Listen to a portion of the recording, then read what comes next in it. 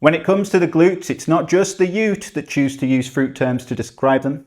Brazilians and myriad singers also admire them. When it comes to fitness, I've already been pilled. I love to exercise. I love to think about our mental health and spiritual health and social health, and from time to time I have to think about financial health. I don't need a reason to get up in the morning. I don't need a shove when it comes to writing programs for my clients or for myself.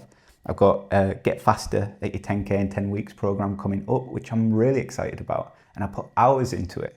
And while I would have loved it finished yesterday, I'm still refining it, still putting ideas in, still recording videos for it because I enjoy it. When I think about fitness and how it's changed my life, there isn't a reason for me to not do it, to not work on it. I've been chatting to people all through the past week on their experience and expertise with fitness. And I think a few of them are excited at the prospect of bringing what they know and feel and maybe even love about fitness to this very table. What they know me for is the writing, and specifically poetry. Now, bringing all of it together to have fitness and thinking, I think you've got to have an element of creativity in there. I want to share with you some pieces that I've written about the anatomy, inspired in part by this book, which is one of my favorites when it comes to the human body. We've got 2 or 3 copies. Also my clients' experience of training, of working out, the way that they refer to exercises and body parts. I'm hoping that by blowing the dust off these pieces,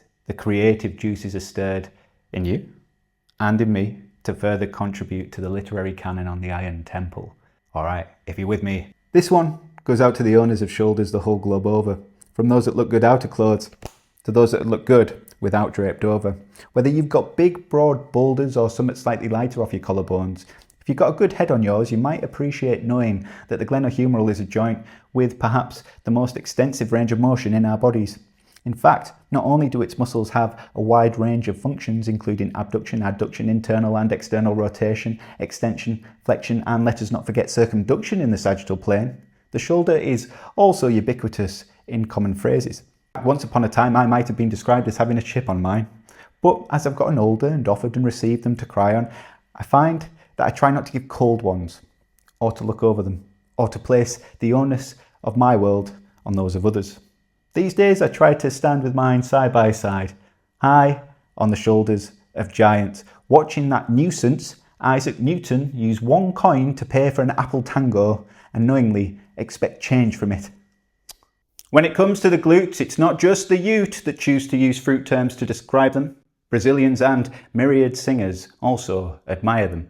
Ultimately, if they're round and rebound, they're peachy. Sit meat is how the Germans often term them, which is no more or less obscene than back off buns or booty. And anyway, fundamentally from the bottom up, the benefits of having a delightful derriere are precisely 15, according to Cosmopolitan magazine, who cite better health outcomes and social skills in the owners of purta posteriors, as well as increases in the reward pathways of onlookers. So if a booty shelf is good for our health, we should all be performing piriformis movements. Indeed, it could be rewarding for our posture and stature to work on our gluteals, minimus and medius. And in any event, in relation to our other muscles, the maximus should be ginormous. Intriguingly, the hardest working muscle is the heart, which, if drawn for love, upside down, looks like an arse. So, there you are. He had thighs that magnetised eyes.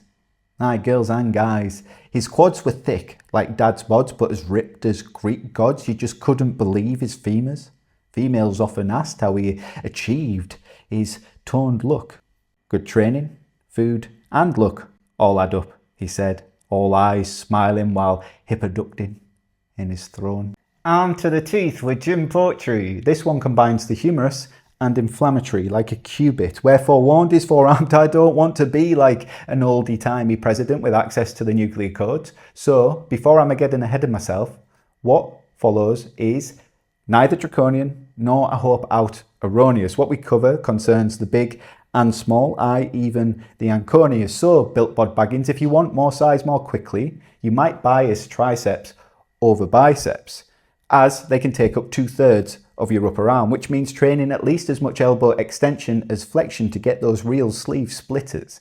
Further strong arm tactics for you army dreamers feature changing your lines of resistance. by thinking of working in those stretched and shortened positions. I like archer curls and I love those Bayesians. Ultimately, bicep peaks like horseshoe triceps might be genetic, and yet with enough intensity and patience, all you've ever wanted, all you've ever needed, if not already in your arms like Milo, Depeche Mode, Amkin Khan's, might be within touching distance. Bloody hell, it's hot in here. 27 degrees on the thermostat. That was a little bit of gym poetry. I hope you enjoyed it. Look out for this week's newsletter concerning naps and whether you should or not. And let me know what you'd like to see, who you'd like to hear from, and what you thought of this week's episode of Fitness and Thinking. Make sure to drop a like if you liked it, give us a follow if you want to see more, subscribe to the newsletter, tell a friend, and we will grow together. Much love. I'll see you in the next one.